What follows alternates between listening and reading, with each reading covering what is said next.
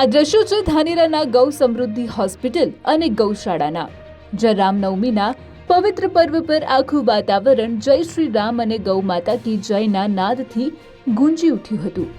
ભક્તિ અને સેવાના સમન્વય સમાન આ સ્થળે 1008 બહેનો દ્વારા પરંપરાગત વસ્ત્રોમાં સજ્જ થઈને મહાઆરતી ઉતારવામાં આવી હતી. અંધકારને ચીરતા હજારો દીવડાઓના પ્રકાશે ગૌશાળાના પટાંગણને જાણે દિવાળી જેવું તેજોમય બનાવી દીધું.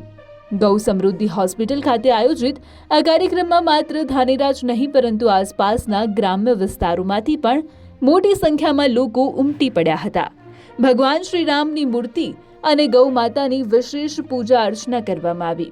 આ અવસરે વિવિધ રાજકીય અગ્રણીઓ, સામાજિક કાર્યકરો અને સંતો મહંતોએ પણ વિશેષ હાજરી આપીને પ્રભુના આશીર્વાદ મેળવ્યા.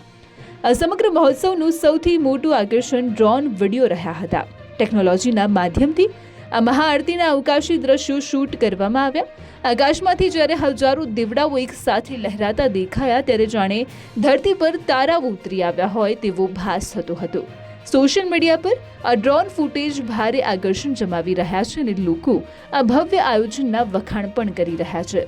Suresh Galchar, DNR news, Dhanera.